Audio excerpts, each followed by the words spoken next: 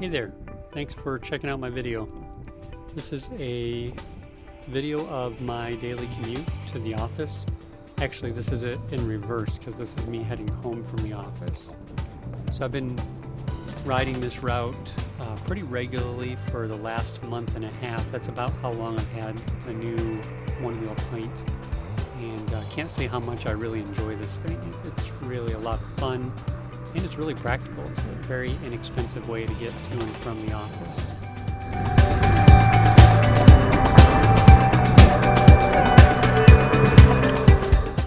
Full disclosure, when I say I enjoy this thing, it's probably an understatement of the century.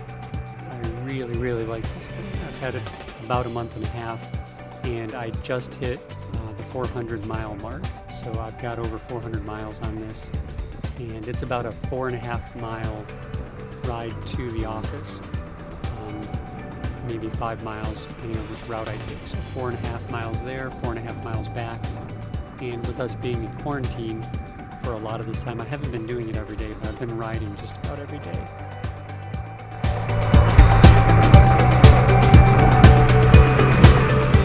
It does feel a little weird to admit that publicly, but I guess I'm not alone. After all, this is a 27-minute ride video.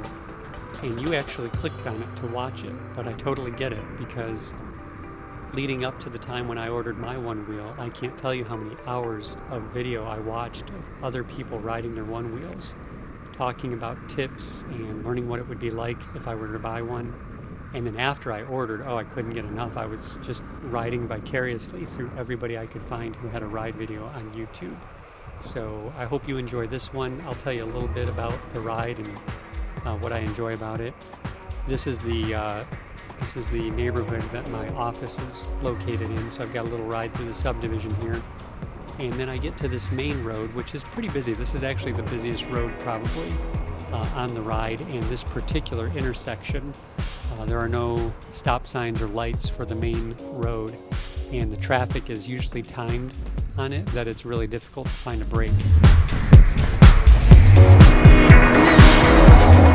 And I just so happened to get there at a time when I was able to get through there pretty quickly. But it usually is a lot harder to get across than that, so that's usually the hardest part of the ride.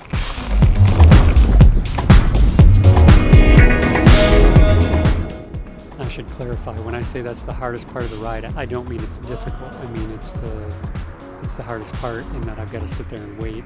And this ride, when I first traveled it a month and a half ago, took me about 38 minutes. But as you learn traffic patterns and as you become more confident on your board, I've actually got it down to consistently 21 minutes right now. And for a while there, I was just trying to get my speed more and more. And you can see this is kind of a curvy sidewalk. As you watch further, you'll see that it has some uneven pavement and some broken up places to keep it interesting. But first I tried to really just get my speed improved every time. And as I've rode more and more, I've really just learned to enjoy the ride. Enjoy the differences in terrain, enjoy the sights and sounds. A lot of times I'll have music, and it's kind of a fun thing to just cruise. I made a playlist for the Onewheel. But other times it's kind of just nice to ride and soak in the nature that I'm riding through. There's this one little spot, I don't think it shows up in this video, but there's this one little spot on the ride where I have bushes between me and the street, and then bushes between me and any properties. So I'm kind of like riding through this tunnel of bushes, and there is almost always a little tiny baby bunny sitting in the grass. It's a pretty cool ride. There's the fire station on my left. Patch of uneven pavement's pretty fun. Coming across those kind of things keeps it interesting. I remember the first week or so that I had my Onewheel, I was always looking for nice smooth pavement, asphalt, that kind of thing, so it was nice and buttery. But the more comfortable I got on the Onewheel and handling various terrains, the more I like interesting terrain, like this bridge and the little bumps that lead up to it. Right across a little creek here, this is a really nice part of the ride. A little downhill. I like those little drops.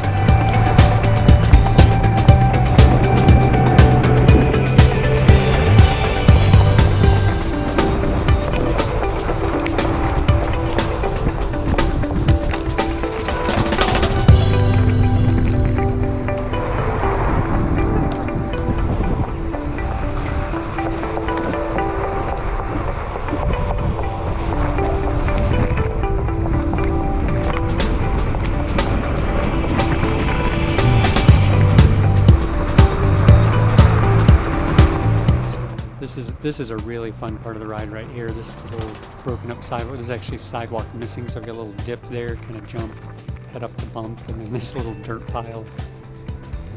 I know it's weird, but that's actually one of the little terrain variances that I look forward to.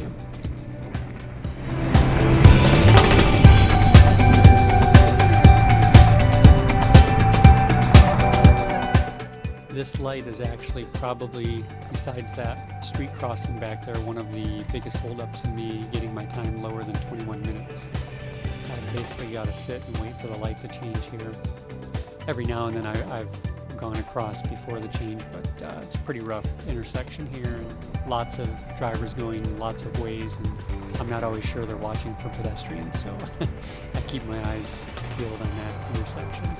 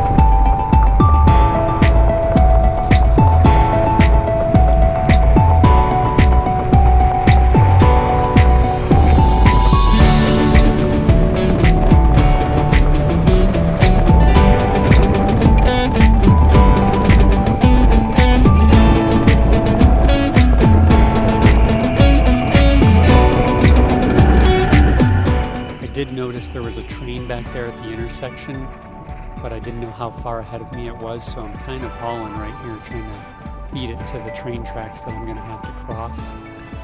And I apologize for the audio in advance, but I think I raised the camera up and talked to it here and let you know as soon as I notice there's a train and when I realize that I'm not going to beat it.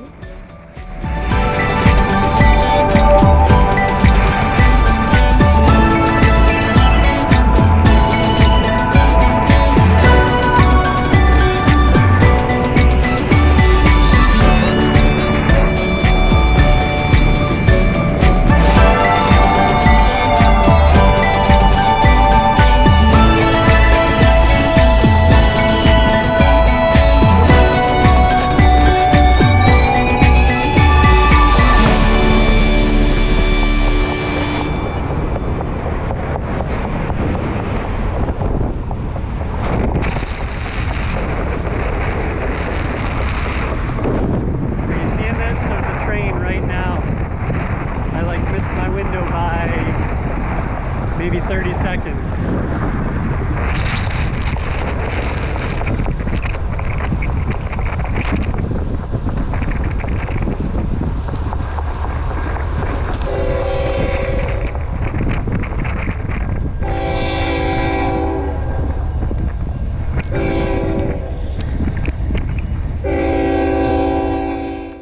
So having the Onewheel Pint, I have the option to use a new feature they have called Simple Stop.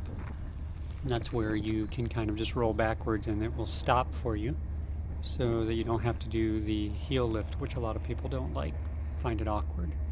But as you can see here, I have Simple Stop turned off. And I did that pretty early on. I am a goofy-footed skater and surfer, and so I'm a goofy-footed one-wheeler as well. But I like the ability to, when I'm trying to just kind of stay put in one place and hover, that I can go back and forth. I can kind of ride switch if I need to. So that's something that I appreciate, that it's a feature that's there if I want it, and I can turn it off if I don't want it.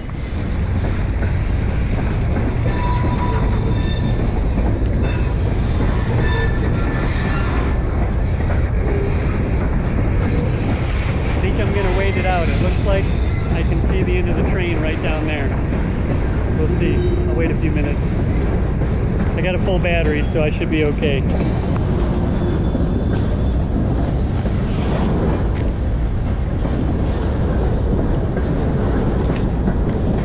And while we wait, we'll practice.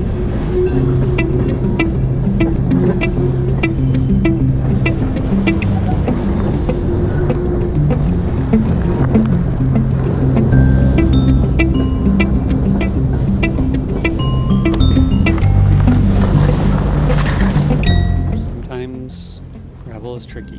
Gravel's harder than it looks.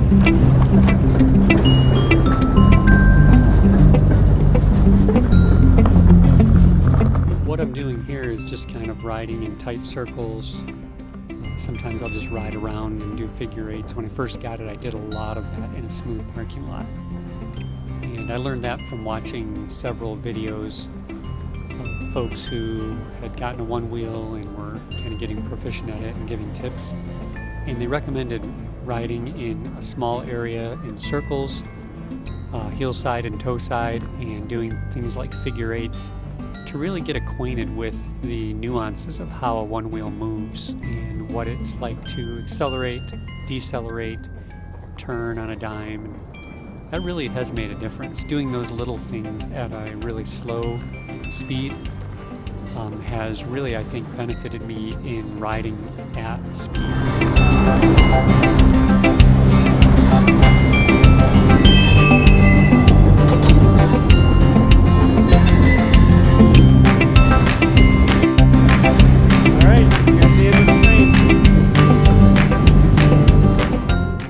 Disclosure there, I had turned the camera off I think for 3 or 4 minutes. Just didn't know how long the train was going to be. What I was about to say is that there have been a couple times when I was traveling at speed, up to 15, 16 miles an hour, and hit some uneven pavement. And when it's particularly tricky is when you hit that uneven pavement, not crossing a line like perpendicular, but when you hit it lined up with the way you're going and it hits the center of your wheel so that it jostles you and gives you kind of a wobble. That can be really tricky. There have been 1 or 2 times where I thought I was going to really take a header, and I think all of the time that I spent doing figure eights and circles and just little nuance riding like you see me doing right here, I think those things helped me stay on the board. One other principle that has really helped, I haven't really had a significant fall yet. I had one fall. I use this to walk my dogs, and I had one silly little fall where I kind of just tumbled. It didn't get hurt at all. My dog pulled me off of it basically. But I think the reason that I haven't had any big falls is that I have gotten comfortable on this in those little movements. And then one tip that kept recurring in all the videos that I watched is that people say trust the board. And I remember the first time I thought I was going to take a big fall. I was looking down at my phone. Don't do that, it's a bad idea. But I was looking down at my phone to see how fast I was going actually. When I looked up, there was a big crack between 2 sidewalk slabs where the elevation increased, and it was much bigger than I was expecting. And I really thought I was going to hit that, the board would stick and I'd fall. And I kind of let my hands go up in the air to counterweight myself. And I just remember looking at the place in the grass where I thought I was going to try to jump to, so I fall in the grass instead of cement. And but I kept on the board, and I remember thinking, trust the board, just like you heard people say on YouTube, and I did that. And I was able to ride that one out. So far so good. And I would say biggest tips to staying on the board rather than taking a spill is practice. And the second thing is respect pushback.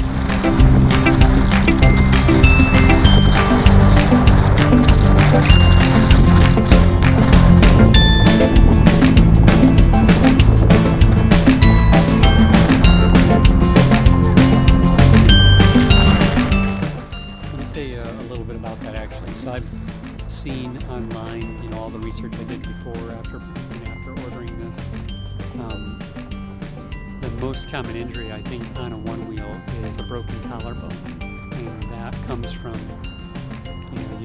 when you first get on this thing, you go 10 miles an hour on it, and you're like, holy cow, why would anybody ever want to go 16 miles an hour?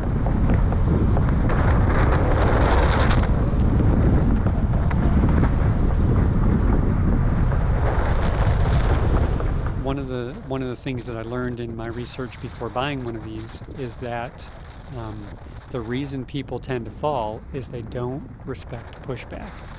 So when you get up to the top speed of this board, 16.5 miles an hour actually is the fastest that I've gone. And that's really faster than I should go. Probably 15 miles an hour is where you want to think of the sweet spot. But as you get used to it, 15 miles an hour, 16 miles an hour doesn't seem as fast as it did when you first get on it. And so the more I ride, the more frequently I experience pushback. You know, I'm cruising along and I'm really enjoying it, and I just lean into it and want to go faster. And then I get the pushback.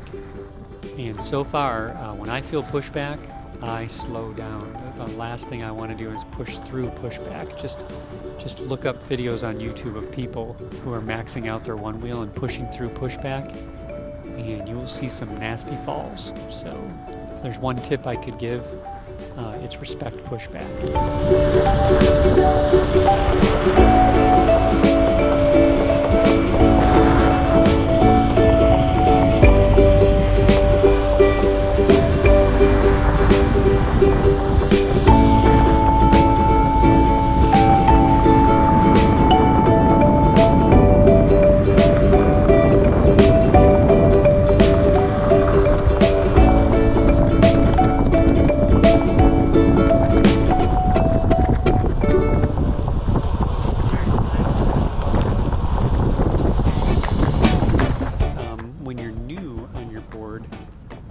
You'll discover it has different modes that you could ride, and I think it's called Redwood is a more smooth, less aggressive.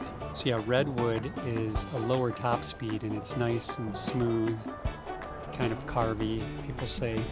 So that's a good place to start off. You'll have a slower top speed, so you'll ride at safer speeds. I think it's 14 miles an hour. And then Pacific, once you get a little more comfortable, it's the same ride, but a higher top speed, so you can go 16 miles an hour.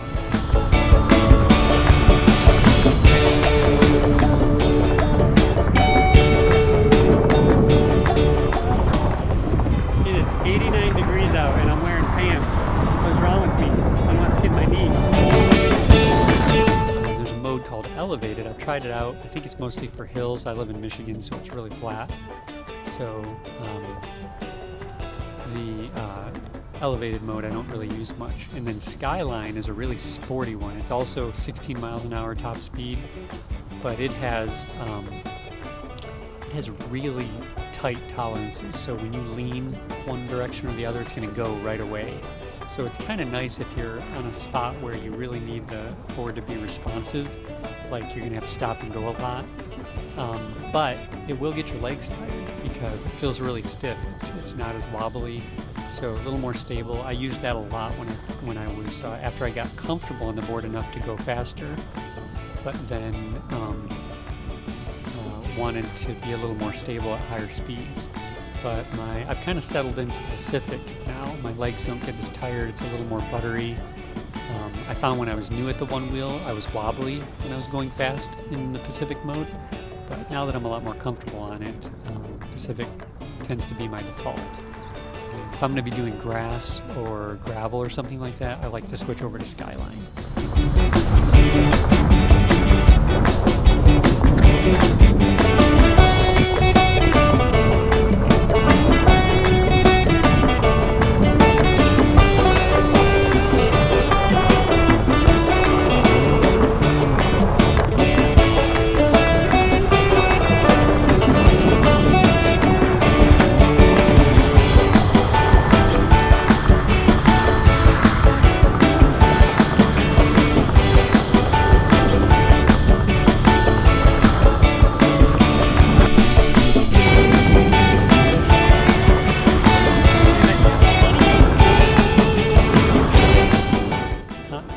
Bunny was on this ride. I forgot that he made an appearance on this ride. He looked like the size of a hamster.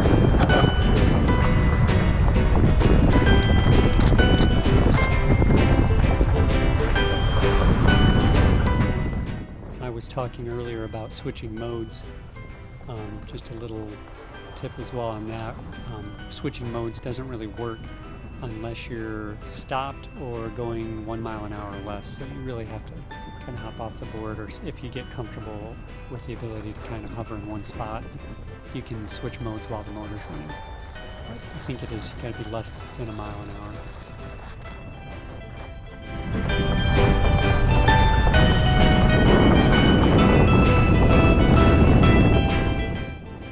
I feel like I've over-narrated this video. I started this just with the idea that I would put in a couple tidbits here and there, but I find myself talking the whole time. So if this bothers you, if it's annoying and you would like me to just have a video like this with no narration, let you enjoy the ride and the sights and sounds, let me know. Put a comment down below, and I'll keep that in mind as I make other videos.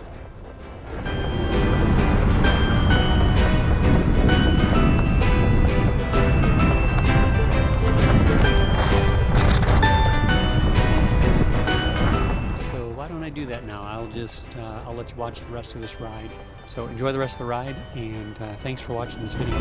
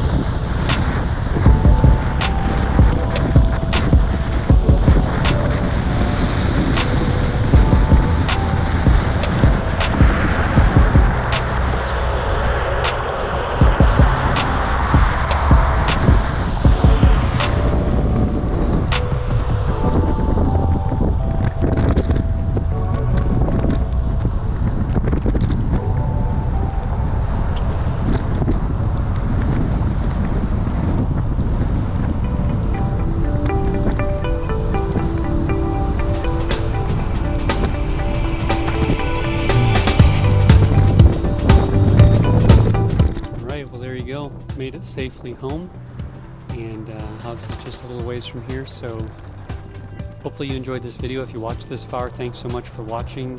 Hit the like button, subscribe if you are interested in seeing more videos like this, and put a comment below if you have any questions about the Onewheel and are thinking about buying one. I'd be happy to let you know about my experience. Thanks a lot.